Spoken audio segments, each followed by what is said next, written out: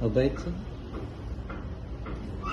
Medyo dehydrated siya ngayon. Pinainom ko sa Doc na kamo, yung gamot, yung para halo sa tubig. Ano? Glock ano? Glock. It's just powder. Oo.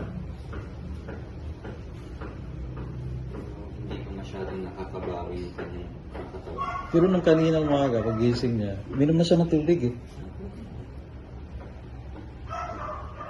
Hindi lang. Pwede yung pag-tracers, hindi talaga siya yung main concern natin.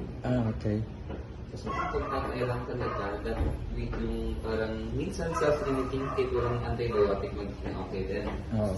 Pero kung ganito yung pinapakita niya, most likely may iba pa po siyang problema. Okay. Magkakaroon muna ako ng fecalysis, titignan ko talaga kung mayroon pa rin tayong concern doon sa poops niya.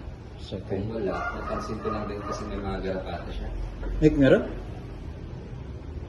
Ang linis pa lang, pinapaliguan ko yan. Di nga. Most likely meron din kayo ni-encounter eh. Saan po? Ano yun, sir? Ano yun? Oh, shit. Meron na. So, lahat ng household, either dito lang household, dito walang garapata.